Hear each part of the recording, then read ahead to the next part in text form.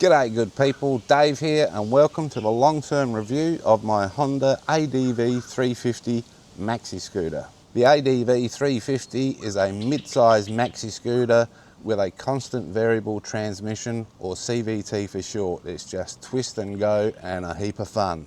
I've owned the bike for nearly 18 months and I've done nearly 18,000 kilometres on it, and the lion's share of those kilometres was within the first 12 months of ownership.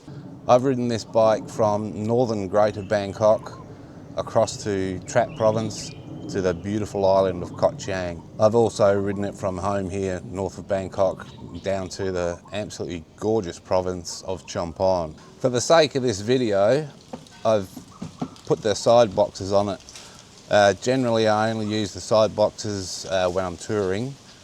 Because without the side boxes, obviously it's a lot easier for lane filtering in heavy traffic. I've done a hell of a lot of touring on this bike in the provinces all surrounding Bangkok, and in Bangkok itself I've ridden in peak hour traffic a few times in Bangkok, central Bangkok. It's not something I enjoy doing, but who enjoys riding in peak traffic in central Bangkok? I've taken the bike off-road several times, but trust me, it is not a very capable off-road bike. Dirt roads like this are fine. Much more than this, and you know, much more potholes and ruts or whatever, anything any rougher than this, and it's not really good for the bike for one thing, and it's certainly not. See, like this, I got to slow right down. On a dirt bike you just waft over that like it wasn't even there. But that's like comparing chalk and cheese. It's a scooter. It's a scooter with very mild off-road capabilities, something like an SUV, say. I've pushed it to its limits and beyond its limits off-road, and it's just not something I would do on a regular basis on an ADV 350. It's not a true off-road adventure bike. If you wouldn't take, say, an R1 or a CBR 1000 Hayabusa or whatever road bike down any particular dirt road, then it'd be pretty wise to think twice about taking your ADV 350 down that particular road as well. Because the ADV 350 is only like a little bit better off-road than a full-on road bike or sports bike or whatever. It's just not very capable off-road at all. And it just doesn't have the ground clearance to handle any more than a fairly flat dirt road. And the wheels, the smaller wheels and the ground clearance is a big issue on anything much more than a reasonably good dirt road. But I've had some absolutely fantastic on-road adventures on this bike. It's a bit narrower though.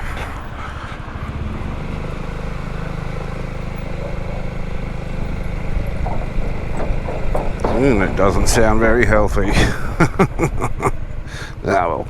And some mild off-road adventures on it too.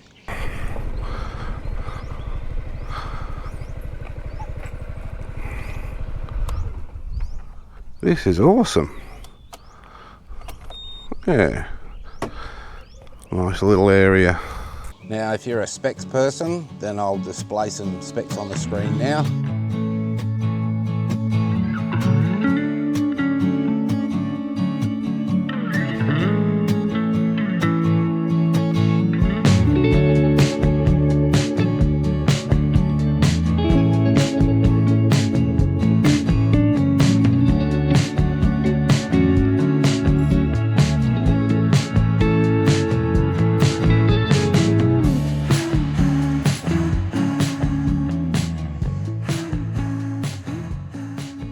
As you may have noticed by now, the bike is far from standard. Obviously the side boxes and the top box is not standard. The seat is a custom made seat with the hump moved further backwards, and I've also fitted handlebar risers which also move the handlebars back a little bit, and it allows me to have more leg room when touring long distances.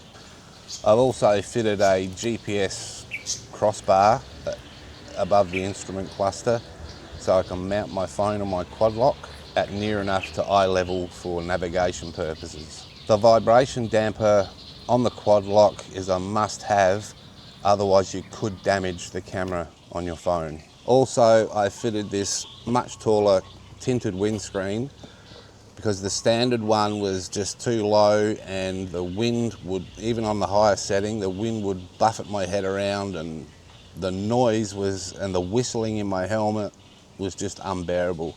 I can't wear earplugs, I can't put anything in my ears, even earbuds for audio and that sort of thing in my ears. After 10 minutes my ears start to hurt. So I had to put an aftermarket windscreen on, and it looks nice too, I reckon. Also, I've fitted the Huck Rider crash bars, as you can see here, and 2 sets of spotlights which light up the road very well.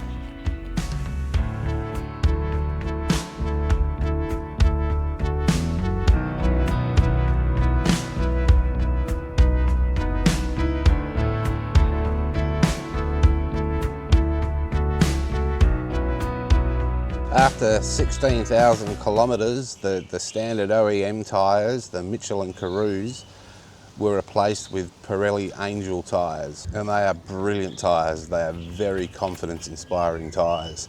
Not cheap, but very good tyres. This bike is now pretty much a mile-munching touring scooter, and I absolutely love it. Okay, likes and dislikes about the ADV 350.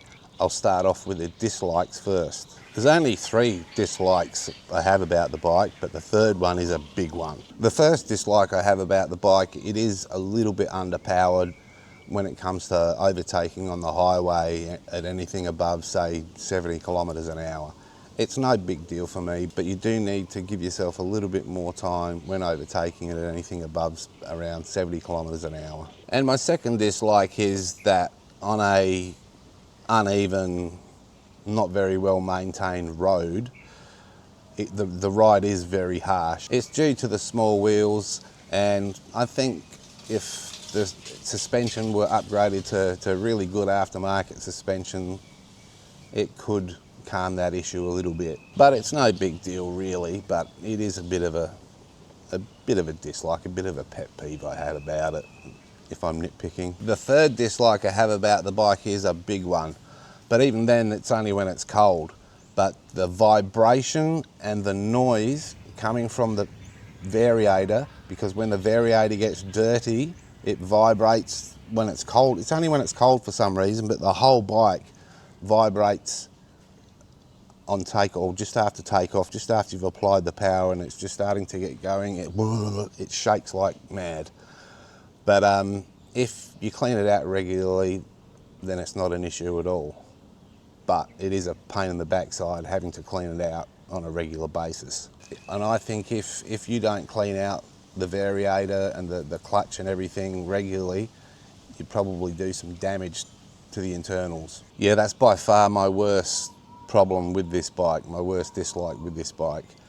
But maybe an aftermarket variator kit and clutch and everything would solve that issue. I don't really know. After having it cleaned out, it's nice and smooth and it's fine for about up to 6 to 8 weeks, or depends how often you ride it. Okay, that's it for the dislikes, but there is something you may want to consider if you are vertically challenged or you have short duck legs. You might have an issue touching the ground on this bike, and it's not because of the seat height. The seat height is only 795 millimeters, so it's not the seat height issue, it's the seat width. It is very wide, and of course you have to have your legs further apart, which makes your feet further away from the ground. Even for me, at 180 centimeters tall, in very, very slow maneuvering, I sometimes find myself sliding forward on the seat where it's narrower in case I need to get my feet on the ground quickly. It's not a big deal for me personally, but if you're under, say, I don't know, 165, let's say, centimeters tall, or you have short legs, it could be an issue for you. I have way more likes than dislikes about this bike. It's very economical at 29-ish kilometers per litre. The riding position, even in standard form without the custom seat and the handlebar risers, was very good. But now with those modifications, the handlebar risers and the custom seat, it is absolutely fantastic. It is so comfortable for long distance touring. The bike will comfortably cruise along at 120 kilometers an hour with no complaints whatsoever. And it does handle surprisingly well, considering it's a scooter. It's not sports bike handling, and you wouldn't expect that out of a scooter, but it does handle very well. And the acceleration on this bike from a standing start is fantastic.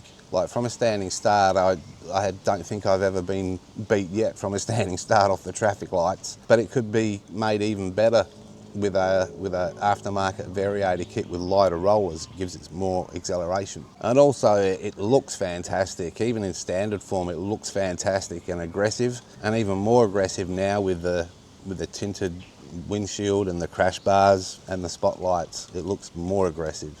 And in conclusion, well, let's go take this thing for a ride.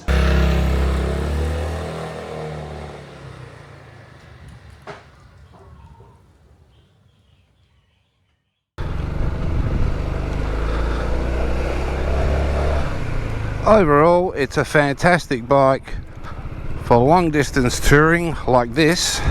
It is a fantastic bike for touring on roads like this, which incidentally is alongside a motorway, but it'll sit on 120 kilometers an hour all day with no complaints whatsoever. It's a fantastic, very comfortable touring bike.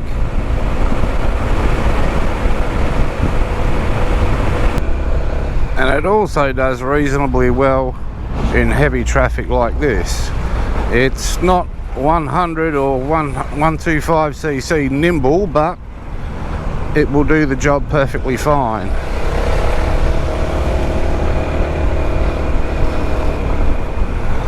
I don't enjoy riding in this sort of traffic, but sometimes you have to.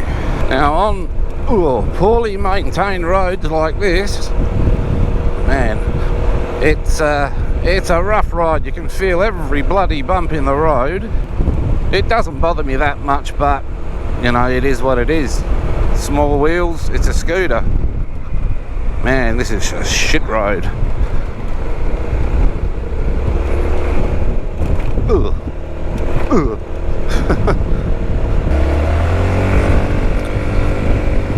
It's a fun bike to ride.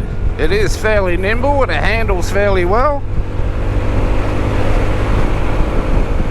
but it's problematic when cars get in the way. It's a fun bike to ride. It's a fantastic bike to ride. It is so much fun. Thanks for watching the video. Woohoo!